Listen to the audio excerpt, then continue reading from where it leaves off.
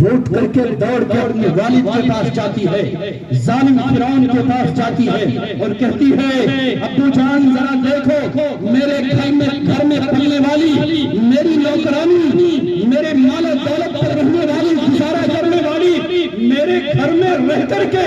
میرے گھر میں پل کر کے آپ کی وحدانیت کا انکار کر رہی ہے، یہ تو موسیٰ کے رب کو مانتی ہے، یہ تو آپ کی ربوبیت کا انکار کر رہی ہے۔ وہ فرعون وہ جلال میں آ گیا، فرعون غصے میں آیا، فوراً اپنے دربار میں گیا، اپنا تاج اپنے سر پہ بیٹھا رکھا، اپنے درباریوں کو بلایا اور کہا لاؤ اس خادمہ کو، لاؤ اس نوکرانی کو، میں آج اسے سبق سکھاؤں گا، میں آج اسے بتاؤں گا میری ربوبیت کا انکار کی سزا کیا ہوتی ہے، آج میں اسے دنیا کے لیے عبرت بناؤں گا، میرے سامنے پیش ہے اس خادمہ کو۔ وہ نوجوان بچی ہے، وہ نوجوان بچی ہے، نوجوان بچی ہے۔ آج ہم کہتے ہیں کہ ماحول اور معاشرے سے ہم عمل نہیں کر پا رہے ہیں، ہماری ماں بہنیں کہتی ہیں گھروں کا ماحول دیندارانہ نہیں ہے، ہم نماز کیسے ادا کریں، ہم نماز کیسے پڑھیں؟ ارے گھر کے ماحول کو دیندارانہ بنانا میری ماں کی ذمہ داری ہے۔ میری مائیں اگر ٹھان لیں کہ اس گھر کے اندر اللہ کے سامنے کسی کے، اللہ کے علاوہ کسی کے سامنے نہیں جھکا جائے گا، خدا کی قسم گھر میں کوئی مرد بے نمازی نہیں رہ سکتا ہے۔ اور میں اپنی ماں سے کہوں گا کہ یاد رکھنا، آج آپ یہ کہتی ہیں کہ شوہر مجھ سے محبت نہیں کر رہا ہے، گھر والے مجھے نہیں چاہتے ہیں، میرے گھروں میں لڑائی ہے، میری یہ بات یاد کر لو، میری یہ بات باندھ لو اور اس پر عمل کر کے دکھاؤ۔ پھر کہنا اگر آپ نے اللہ کی مان لی، اگر آپ نے اللہ کے سامنے جھکنا سیکھ لیا تو آپ کا شوہر آپ کی ہر بات پر جھک جائے۔ یہ کیسے ہو سکتا ہے؟ آپ اللہ کی نافرمانی کرو، پنج وقتہ مؤذن آپ سے کہے اللہ کے سامنے جھکنا ہے، آپ گھروں میں رہ کر کے، پردے میں رہ کر کے آپ اللہ کے سامنے نہ جھکو اور آپ سوچو آپ کا شوہر آپ کے سامنے جھک جائے گا، تو ایسا نہیں ہو سکتا ہے۔ اللہ نفرتیں ڈال دے گا، اللہ گھروں کے اندر بے سکونی پیدا کر دے گا۔ شرط یہ ہے سکون کے لیے کہ آپ اپنے رب سے اپنا رشتہ جوڑو، آپ رب کے سامنے حاضر ہو، آپ رب سے شکایت کرو کہ اے رب میرے شوہر کو اپنے سامنے جھکانے والا بنا دے۔ اگر ہماری ماں نے، اگر ہماری بہنوں نے اگر یہ تہیہ کر لیا تو انشاءاللہ آپ کا یہ ماحول دیندارانہ ہو جائے گا، انشاءاللہ آپ کے اس ماحول کی اصلاح ہو جائے گی۔ اس لیے بالخصوص میں یہ واقعہ اپنے ان ماں اور بہنوں سے کہنا چاہتا ہوں کہ ذرا دیکھو جو فرعون کے گھر میں پل رہی ہے، فرعون کے گھر میں نوکری کر رہی ہے، جب فرعون نے اسے اپنے سامنے بلایا، اسے اپنے سامنے کھڑا کیا، درباری موجود ہیں، جلاد موجود ہے، اپنے ہاتھ میں تیر اور تلوار لیے ہوئے ہیں، فرعون کے ایک حکم کا انتظار ہے، ایک حکم کا۔ فرعون نے کہا کیا تو مجھے رب نہیں مانتی، کیا تو مجھے خالق نہیں مانتی، تو موسیٰ کے رب کو رب مانتی ہے، میری بدولت تو پل رہی ہے، تیرا گھر چل رہا ہے، کیا تو مجھے رب نہیں مانتی ہے؟ آج یہی فیصلہ کر، تجھے بتانا ہوگا کہ تو میری وحدانیت کا اقرار کرتی ہے یا انکار کرتی ہے۔ وہ بلا سوچے، بلا سمجھے، بڑے تمطراق انداز میں بلا جھجک کے کہتی ہے کہ فرعون ظالم، میں تجھے رب نہیں، میں موسیٰ کے رب کو رب مانتی ہوں۔ ساری دولت کو ٹھکرا دیا، بھرے مجمع میں وہ نوجوان جو نوکرانی ہے، نوجوان بچی ہے، بھرے مجمع میں کہتی ہے ظالم، میں تجھے رب نہیں، میں موسیٰ کے رب کو رب مانتی ہوں۔ فرعون نے کہا تیرا حشر بہت برا ہوگا، کہتی ہے ہونے دو، لیکن میں نے اپنے اس رب کو مان لیا ہے، میں تجھے رب نہیں مان سکتا۔ فرعون کہتا ہے ایسا ہے جلاد اٹھو، اس بچی کو، اس نالائق اور ظالمہ کو اس زمین پر لٹایا گیا۔ اس کا ایمان دیکھو، اس کا یقین دیکھو، وہ ایک مرد نہیں، ایک عورت کی ذات ہے، وہ ایک خادمہ ہے، ایک نوجوان عورت ہے، کوئی تجربے کار اور بوڑھی عورت نہیں ہے۔ لیٹ جاتی ہے، کہتا ہے مان لو، کہتی ہے نہیں ہو سکتا ہے، وہ کہتا ہے ایسا ہے اس کی بچی کو لاؤ۔ بچی تھی اس کی، دودھ پیتی بچی، اس کے سینے پہ بچی کو لٹا دیتا ہے اور کہتا ہے مان لے بات، ابھی بھی مجھے رب مان لے، چھوڑ دوں گا، ورنہ تیرے سینے پہ تیری اس بچی کو ذبح کر دوں گا۔ قربان جائیے اس کے ایمان پر، قربان جائیے اس خادمہ پر۔ وہ خادمہ پھر کہتی ہے کہ ظالم، تو میری بچی کو میرے سامنے قربان کر دے، میرے گھر والوں کو قربان کر دے، لیکن تو یہ سوچ کہ تیری وحدانیت کو میں مان لوں، میں موسیٰ کے رب کا انکار کر جاؤں، ایسا نہیں ہو سکتا ہے۔ وہ ظالم اسی سینے پر اسی بچی کو ذبح کر دیتا ہے، ذبح کر دیتا ہے۔ اس کے سینے پر اس کی بچی کا خون ٹپک رہا ہے، وہ اپنی بچی کے خون سے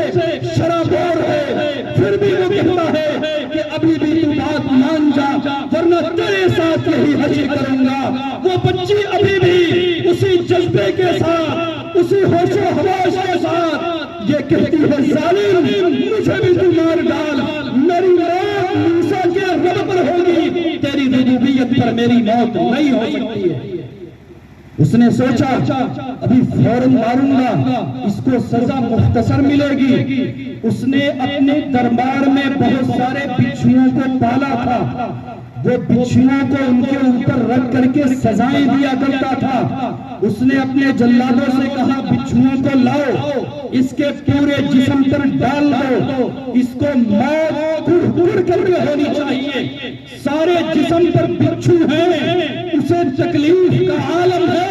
مگر ایک بار بھی اس نے اس کو رب ماننے کے لیے اپنی زبان سے بھی نہیں کہا۔ قربان جائیے، قربان جائیے اس نوجوان بچی کے ایمان پر یقین مانے۔ اگر ہمارا یہ ایمان، اگر ہمارا یہ یقین اللہ کی ذات پر ہو جائے تو اللہ کی نصرت اور اللہ کی مدد ہمارے لیے ضرور ہے۔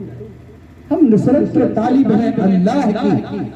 ہم اللہ کی مدد کے طالب ہیں، لیکن وہ کام، وہ حرکت، وہ فعل، وہ اعمال ہم نے نہیں کیے، ہماری زندگیوں میں نہیں ہے۔ ہمارا ایمان ایسا نہیں، ہمارا ایمان ایسا نہیں ہے مسجد کے بغل میں ہمارا گھر ہے لیکن ہم مسجد میں پہنچ جائیں، یہ ہمارا ایمان نہیں۔ فرعون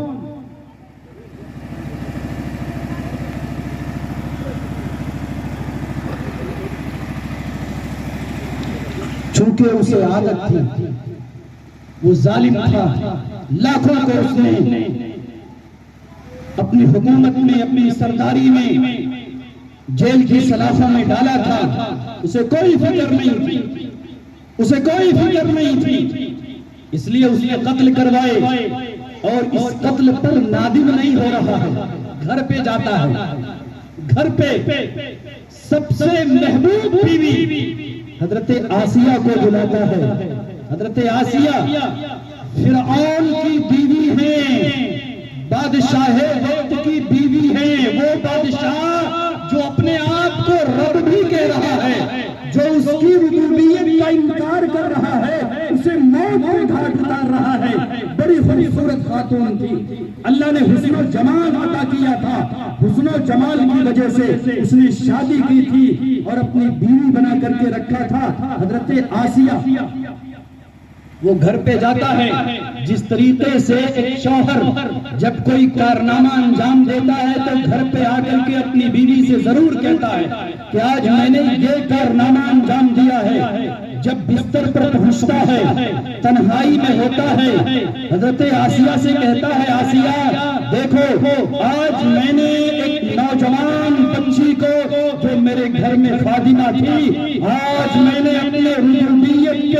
ربوبیت کے نشے میں نے اسے موت کے گھاٹ اتار دیا ہے، اور اس لیے اتارا کہ وہ مجھے رب نہیں مانتی ہے، وہ موسیٰ کے رب کو رب مانتی ہے۔ آگے دیکھو، میری ماں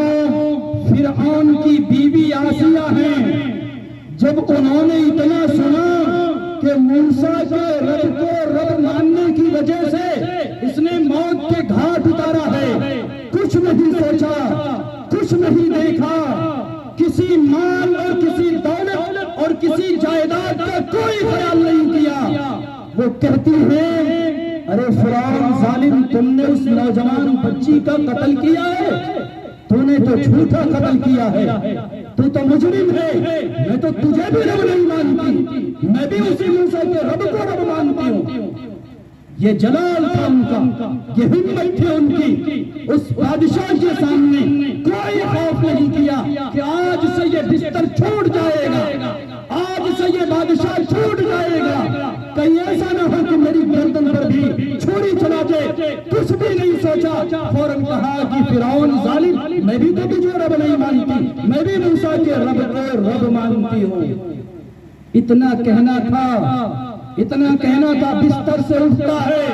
پھر درباریوں کو بلاتا ہے، درباریوں کو حاضر کرتا ہے اور کہتا ہے، ذرا دیکھو میرے بستر پر پلنے والی، میری بستر پر رہنے والی، جس کے لیے ہم نے ہزاروں خادمہ رکھا ہے، یہ میری ربوبیت کا انکار کرتی ہے۔ لیکن اس خاتون نے قربان جائیے آسیہ کے ایمان پر، قربان جائیے آسیہ کے ایمان پر، اللہ ہماری ہر بہن، اللہ ہماری ہر ماں کو ایسا ایمان دے، ایسا ایمان دے جو اللہ کے لیے، اللہ کی رضا کے لیے اپنے گھر کو دیندارانہ ماحول دے سکے۔ اللہ ایسا ایمان اور اس کی استقامت عطا فرمائے۔ نہیں سوچا کہ ہزاروں خادمائیں ہیں، میرے ایک اشارے پر یہ خادمائیں سب کچھ کرنے کو تیار ہو جاتی ہیں، ساری خادمائیں چھوٹ جائیں گی، مجھے کوئی دیکھنے والا نہیں ہوگا، کچھ نہیں سوچا، فوراً کہہ دیا میں بھی تجھے رب نہیں مانتی۔ دربار پھر اکٹھا کیا، راحت کی سانس نہیں لیا، پھر درباریوں کے سامنے مشورہ کیا، درباریوں نے کہا نہیں آپ کی بیوی ہیں، سمجھائیے، ہو سکتا ہو مان جائیں۔ سب کے سامنے سمجھایا گیا، لیکن وہی ایک رٹ ہے،